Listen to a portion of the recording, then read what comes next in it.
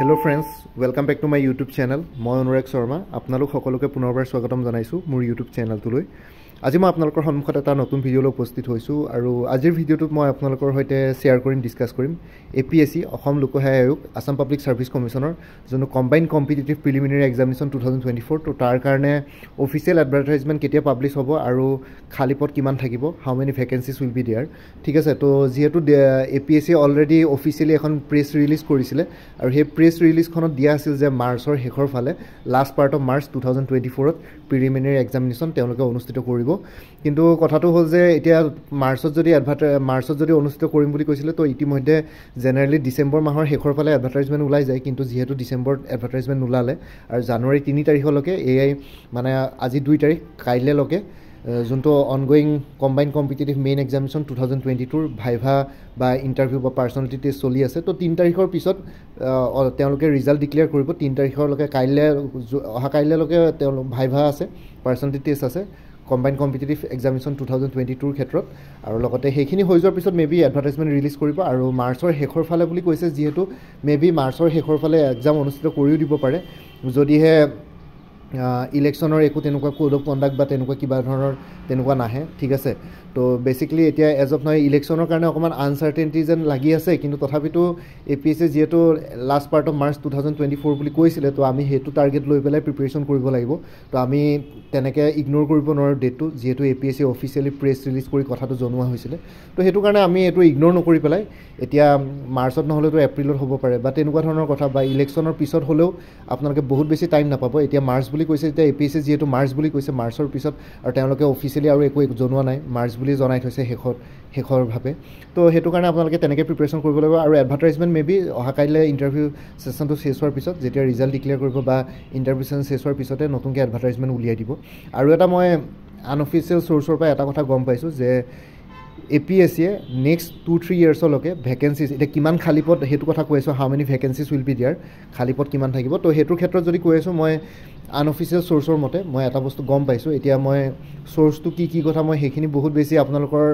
আগত ৰিভিল কৰিব নোৱাৰো কিন্তু মই যিমানখিনি গম পাইছো যে নেক্সট 2024, 25, 26 ঠিক আছে এই 3 বছৰত APSC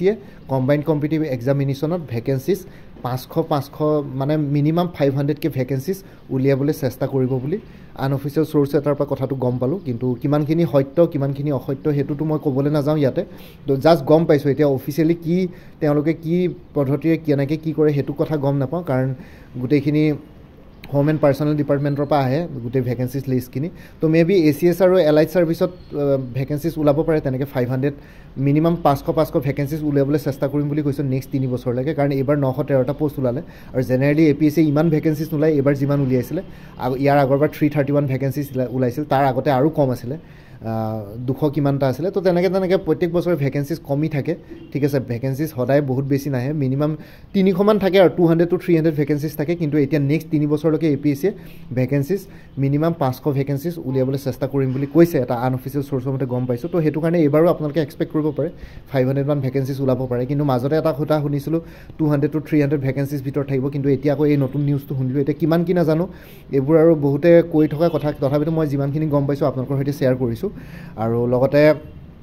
তো হোপফুলি অলপ বেছি ভ্যাকেন্সিজ ওলালে মানে ভাল যিমানখিনি এবাৰ ৰখি যাব তেওঁলোকেও দিব পাৰিব আৰু আপকামিং নতুন যোনখিনি ক্যান্ডিডেটছে দিম বুলি ভাবিছে সিভিল সাৰ্ভিসেছ এক্সামিনেশনৰ কাৰণে প্ৰিপাৰেচন কৰিছে তেওঁলোকৰ কাৰণে অলপ সুবিধা হ'ব ঠিক আছে তো ইমানখিনি জনাব বিচাৰিলে অফিচিয়েল এডভাৰটাইজমেন্ট 3 তাৰিখৰ পিছত অহা কাইলৈৰ পিছতে ৰিলিজ হ'ব পাৰে আৰু লগতে মাৰ্চৰ শেষত পৰীক্ষা হ'ব বুলি APSC যেটো অফিচিয়েলি প্ৰেছ ৰিলিজ কৰিছিলে তো আপোনালোকে হেতু টাৰ্গেট লৈ পেলাই প্ৰিপাৰেচন কৰি থাকক আৰু লগতে ভ্যাকেন্সিজৰ কথা ক'লোৱে 500 মান ভ্যাকেন্সিজ ওলাব লাগে কাৰণ সাব ডিস্ট্ৰিক্ট বিলাকো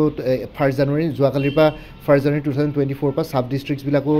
ইফেক্টিভ হ'ল ইফেক্টত আহিলে তো হেতু কাৰণে ভ্যাকেন্সিজ ওলাব কাৰণ তাতে ACS ALRS APS কেডাৰৰ বহুতখিনি দৰকাৰ পৰিব তাতে মানুহ অকল APS নহয় APS ACS নহয় এলাইড সাৰ্ভিসৰ দৰকাৰ পৰিব আৰু লগতে এইখিনি জনাবৰ কাৰণে ভিডিঅটো বনালো আৰু লগতে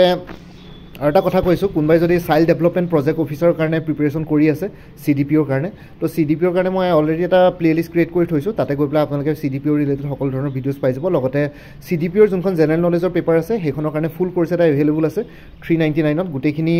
আপোনালোকে কোৰ্চটোত পাই যাব। সেই কোৰ্চটোৰ ডিটেইলছটো এই ভিডিঅ'টোৰ ডেছক্ৰিপশ্যন আৰু কমেণ্ট ছেকশ্যনত দি দিছোঁ। আপোনালোকে তাতে মোৰ হোৱাটছএপ নাম্বাৰো আছে, তাতে আপোনালোকে কণ্টেক্ট কৰিলে মানে গোটেই কোৰ্চটো পাই যাব। লগতে যোনটো নাম্বাৰ দিছোঁ সেইটোত আপোনালোকে হোৱাটছএপ কৰি মেছেজৰ জনাওক যে CDPO কোৰ্চটো ল'ব বিচাৰে বুলি। মই আপোনালোকক পে'মেণ্ট লিংক দি দিম আৰু তেনেকৈ আপোনালোকক গোটেইখিনি PDF ফৰ্মেটত গোটেইখিনি বস্তু শ্বেয়াৰ কৰা হ'ব। 9000কৈ বেছি মাল্টিপল চইচ কুৱেশ্যনছ আছে। আৰু যোনটো কণ্টেক্ট নাম্বাৰ দিছোঁ সেইটোত আপোনালোকে অনুগ্ৰহ কৰি কল নকৰিব, মই অফিচত থাকোঁ, কল কৰিলে অলপ দিগদাৰ হয়। আপোনালোকে হোৱাটছএপত মেছেজ দিলে মানে মই মেছেজৰ ৰিপ্লাই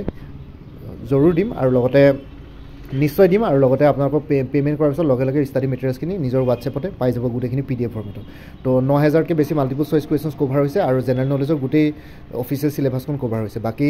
জেনেৰেল ইংলিছৰ কাৰণে SA আৰু PC কাৰণে মই অলৰেডি ষ্টাডি মেটেৰিয়েলছ দিলোঁ। এই ভিডিঅ'টোৰ ডেছক্ৰিপশ্যনত যোনটো লিংক দি আছে APSC CDPO 2023, তাতে গৈ পেলাই আপোনালোকে সেই ভিডিঅ'ছখিনি চাব পাৰিব। আৰু লগতে অপশ্যনেল পেপাৰ চিলেবাছ এতিয়ালৈকে দিয়া নাই APSC, তো সেইটো কাৰণে অপশ্যনেল পেপাৰৰ কাৰণে আমি অকণমান ৱেইট কৰিব লাগিব। তথাপিতো ডিগ্ৰী লেভেলৰ কুৱেশ্যন পেপাৰ আহিব অপশ্যনেলৰ, আপোনালোকে সেইখিনি চাই গ'লে হ'ল। খালি এতিয়া এজ অফ নাও এই কোৰ্চটো ল'ব বিচাৰিলে আপোনালোকে এই ভিডিঅ'টোৰ ডেছক্ৰিপশ্যন আৰু কমেণ্ট ছেকশ্যনত চেক কৰক, তাতে কণ্টেক্ট নাম্বাৰ দিয়া আছে, মোৰ লগত যোগাযোগ কৰিব পাৰিব। তো বাকী ইমানে আছিলে, এইখিনি জনাবৰ কাৰণে ভিডিঅ'টো বনালোঁ। বাকী অন্য ৰিলেটেড ইনফৰ্মেশ্যনবোৰ ভিউ কৰিবৰ কাৰণে এই ভিডিঅ'টোৰ ডেছক্ৰিপশ্যন চেক কৰক, তাতে সকলো ধৰণৰ ইনফৰ্মেশ্যন পাই যাব। লগতে মোৰ আৰু এটা চেনেল আছে অনুৰাগ শৰ্মা অসম আইকিউ বুলি, সেই চেনেলটোৰ লিংকটো এই ভিডিঅ'টোৰ ডেছক্ৰিপশ্যনটো দিয়া আছে। আপোনালোকে সেইটো চেনেল ছাবস্ক্ৰাইব কৰি ল'ব পাৰিব, যাতে ভৱিষ্যতলৈ এনেকুৱা ধৰণৰ কম্পিটিটিভ এক্সামছবিলাক দিয়াৰ ক্ষেত্ৰত আৰু অলপ এক্সট্ৰা গাইডেঞ্চ পাই যায়। বাকী